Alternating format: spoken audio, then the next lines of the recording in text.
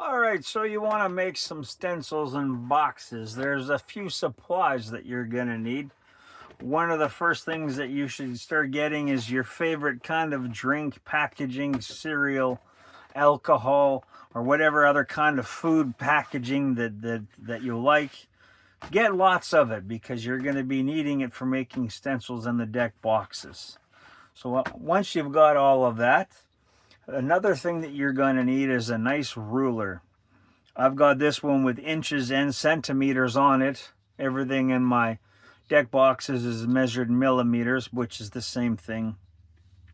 For some reason, the accuracy of the stencils is best done in millimeters, and when it comes to making deck cases, inches seems to work better.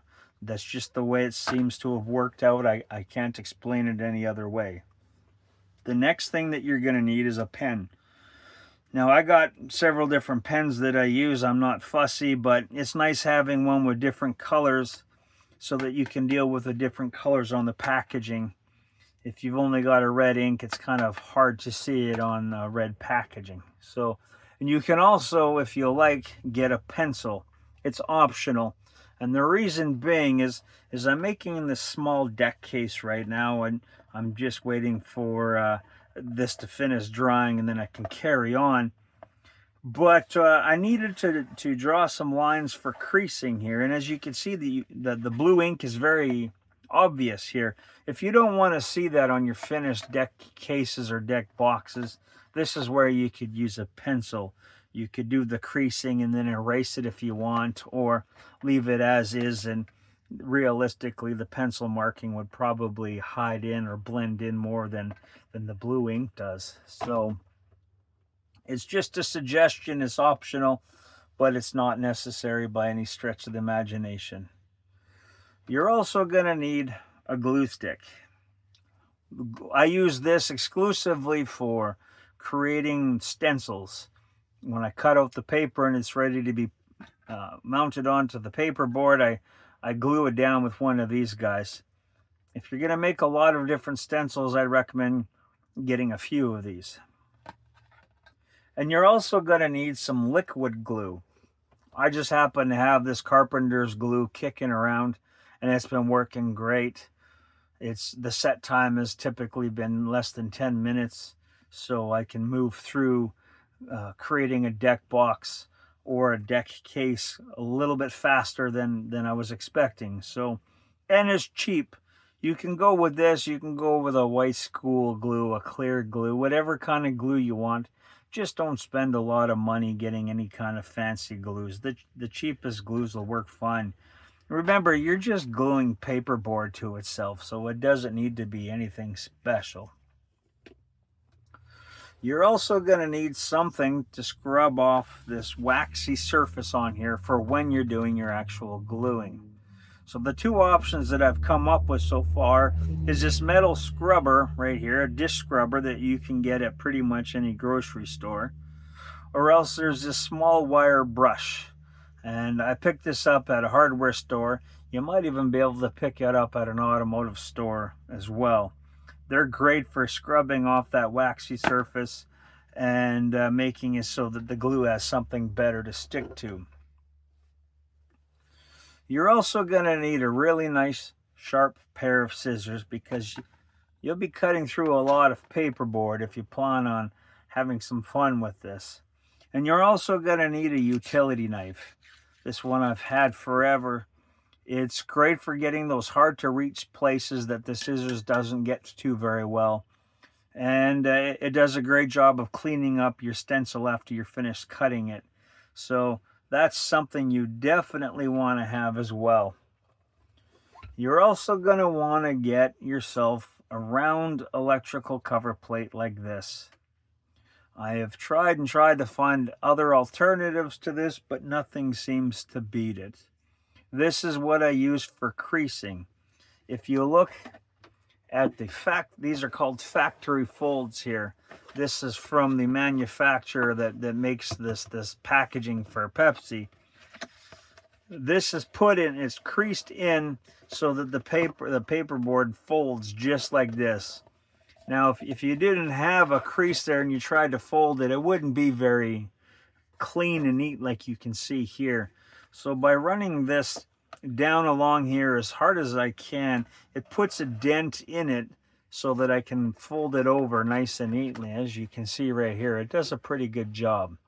And if you're curious, take a piece without making any crease on it and fold it over and see the difference for yourself.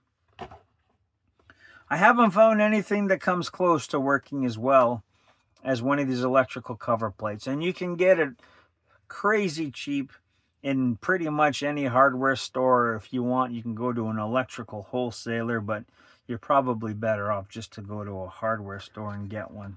And it's also a great place to put your extra glue that you got on your fingers from when you're making your deck box or your stencil. You're also going to need a cutting board. This is just a scrap piece of wood that I had laying around. I use this with the utility knife when I'm creasing, when I'm scrubbing, and when I'm gluing, so that I don't get anything on my countertop or my table. It's just to protect it is all. So whatever you want to use is just fine, or if you don't care to use anything at all, that's your choice. You're also going to need a piece of paper towel. This is just for cleaning the glue off your fingers when you're putting together your deck box. Sometimes I forget to use it, I'll wipe it on here, I'll wipe it on the cutting board, or I'll wipe it on scrap pieces of paper board. There's so many options out there, whatever works for you. This is everything that we recommend getting in order to create the stencils and the deck boxes and the deck cases. However, optionally, if you plan on making several different kinds of boxes and decks, you can, I'd recommend picking up a couple of these little clamps. They're very inexpensive. Once again, you can get them at just about any hardware store. And cut some pieces of plywood up. I've got some 1/8 plywood and 1/4-inch plywood here. I cutted the diameters of the inside of our deck boxes. They're 94 millimeters by 68 millimeters. And they're great for when you're, if I can just get one of my deck boxes here. Here's one I made out of Cinnamon Toast Crunch. It's great when you're gluing the inside, this whole bottom piece. There's a flap that goes inside there.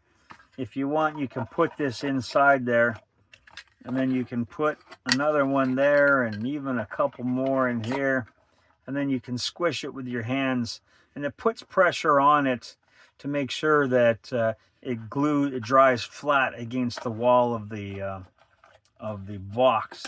You can also, if you were to take out a whole bunch of these, you could, that might not be able to get this one in here. It's a little bit too fat, but I've messed around and experimented with different things.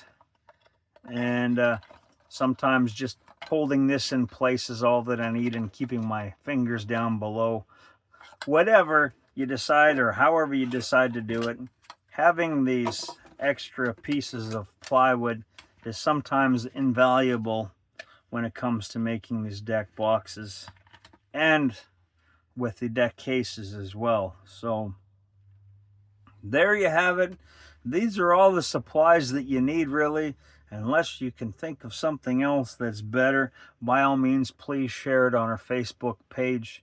And I hope to see some of your great work posted on there as well, so that everybody else can see it. Thanks for watching.